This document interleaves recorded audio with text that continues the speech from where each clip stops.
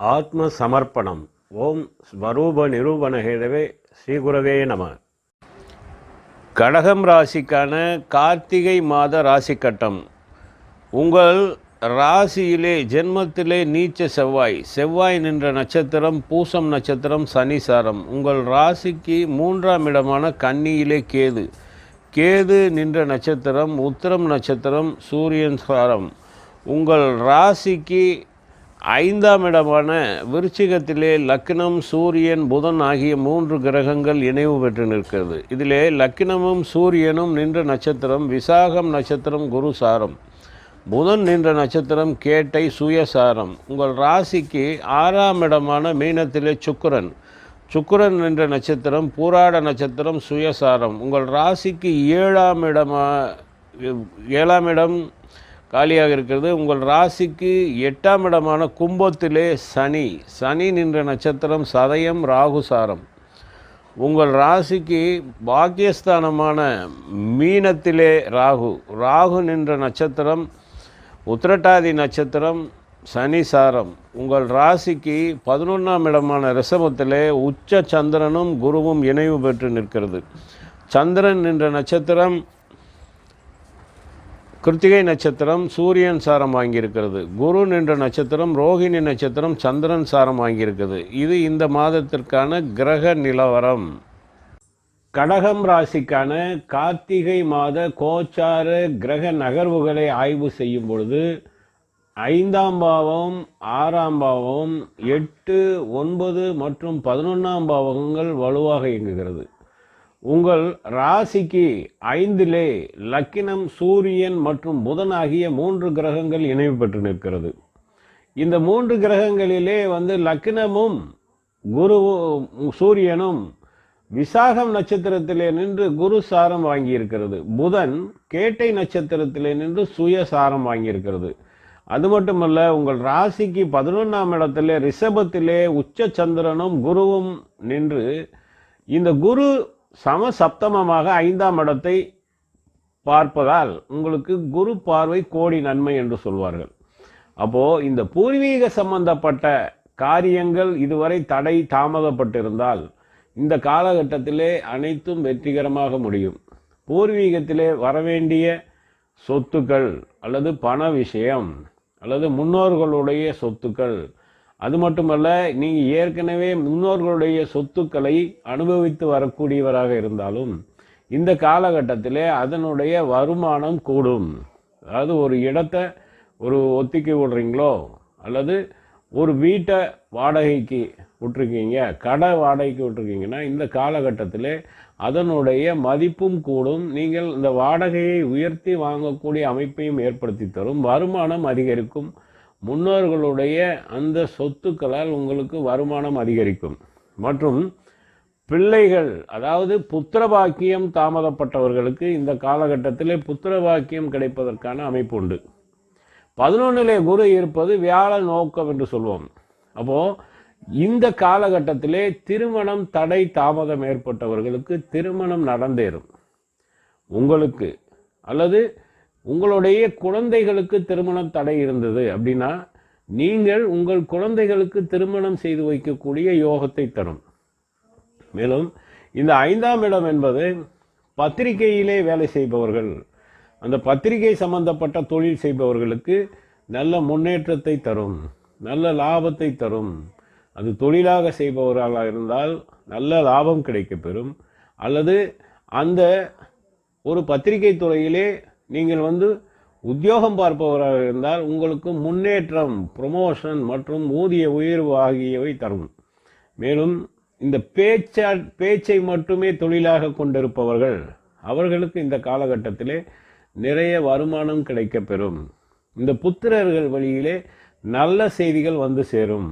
புத்திரர்கள் எந்த ஒரு விஷயத்திற்காக அவங்க முயற்சி பண்ணினாலும் உங்களால் அவர்களுக்கு நன்மை நடைபெறும். அதாவது இது வரைக்கும் புத்திரர்களுக்கு ஒரு வேலை கிடைக்கல, சரியான வேலையில் இல்லை உங்கள் குழந்தைகள் அப்படின்னு நினச்சிங்க அப்படின்னா இந்த காலகட்டத்தில் அவங்களுக்கு நல்ல ஒரு உத்தியோகம் கிடைக்கப்பெறும். இங்கே தொழிலை ஆரம்பிக்கணும்னு நினச்சிட்டே இருந்தோம், ஆனால் ஒரு தொழிலும் அமையலை அப்படின்னு நினைக்கிறவங்களுக்கு இப்போது நல்ல தொழில் உங்கள் புத்திரர்கள் தொடங்கி அதை நடத்துவதற்கான அமைப்பு ஏற்படும். வியாபாரம் செய்ய முயற்சி எடுத்திருந்தாலும் உங்கள் குழந்தைகளுக்கு நல்ல வியாபாரம் ஒன்று அமையக்கூடிய அமைப்பையும் தரும்.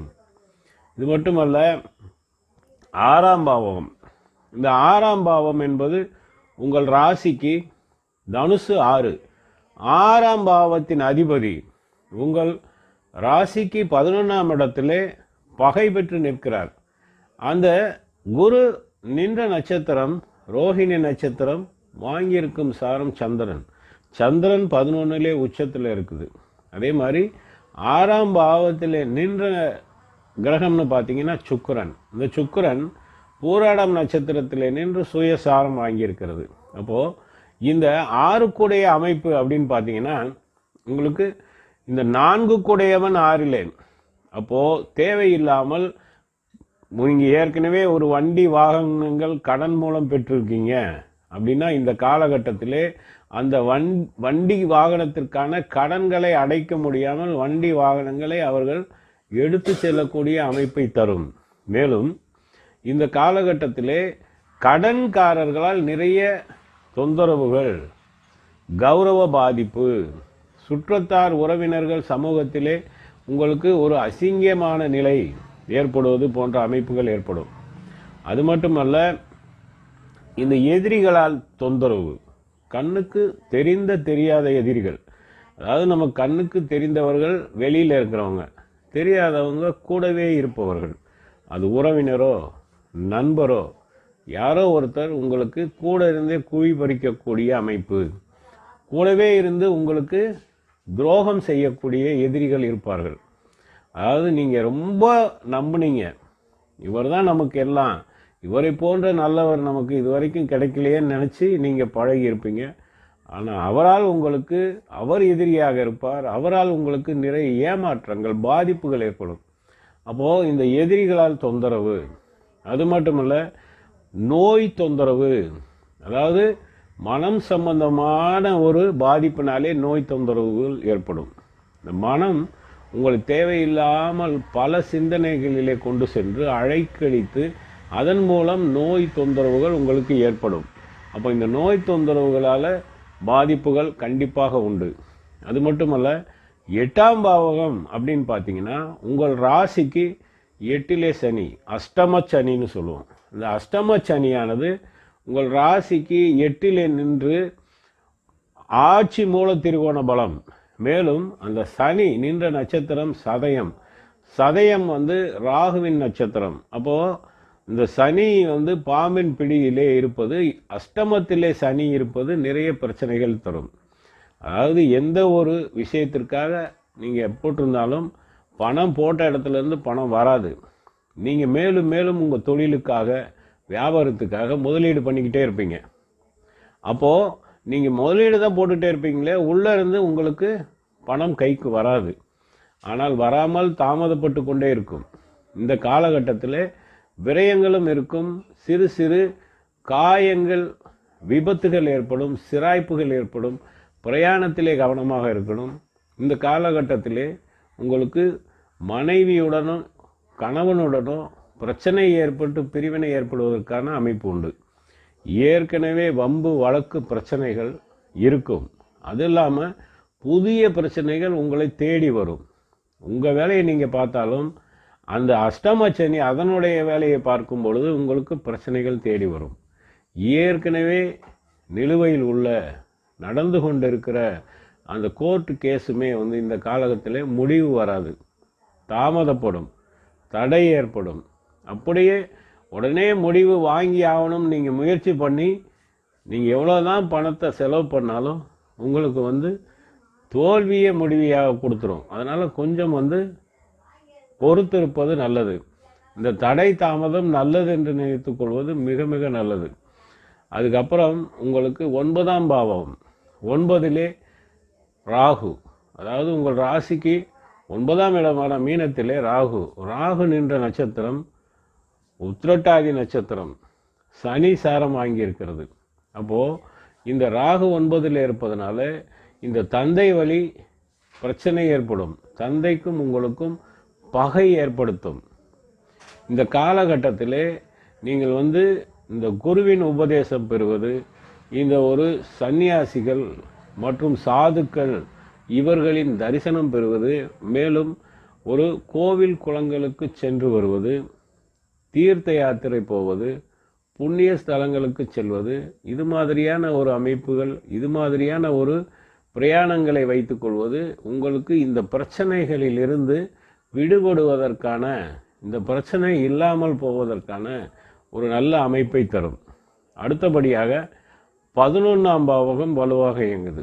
இந்த 11 உச்ச சந்திரன், இந்த மூத்த சகோதர ஸ்தானம் என்று சொல்லக்கூடிய அந்த 11 சந்திரனும் குருவும் இணைவு. குரு நின்ற இடம் பாழ். அப்போது நீங்கள் வந்து தேவையில்லாத கற்பனையால், கற்பனை சிந்தனைகளால் உங்கள் மூத்த சகோதரருடன் பிரச்சனை ஏற்பட்டு பிரிவினையாகும். மேலும் உங்களுக்கு வர வேண்டிய லாபங்கள் இப்போ வந்து வராது, லாபம் விரயமாகிவிடும். அந்த வரக்கூடிய லாபம் கைக்கு வந்த இடம் தெரியாமல் போன இடம் தெரியாமல் போய்விடும். அப்போது வியாபாரம் நடந்தாலும், தொழில் மேன்மை இருந்தாலும், அந்த தொழில் மேன்மை உங்களுக்கு கைக்கு வந்து சேராது, அனைத்துமே விரயமாகத்தான் போகும். மேலும் நண்பர்கள், உறவினர்கள் உங்களுக்கு உதவிகரமாக இருக்க மாட்டார்கள்.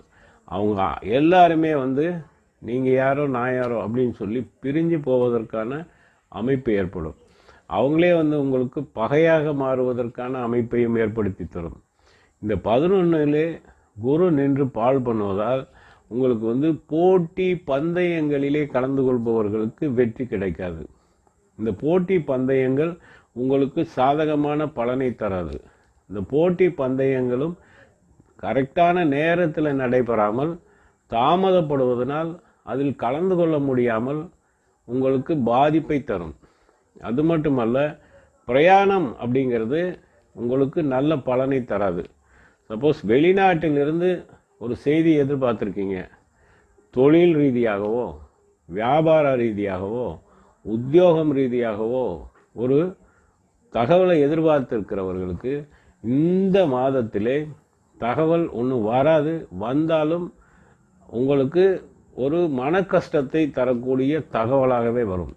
இந்த கிணறு மற்றும் நீர்நிலைகளை ஏற்படுத்தணும்னு நினைக்கிறவங்க இந்த மாதத்தில் அதை செய்யாமல் கொஞ்சம் தள்ளி போடுவது நல்லது.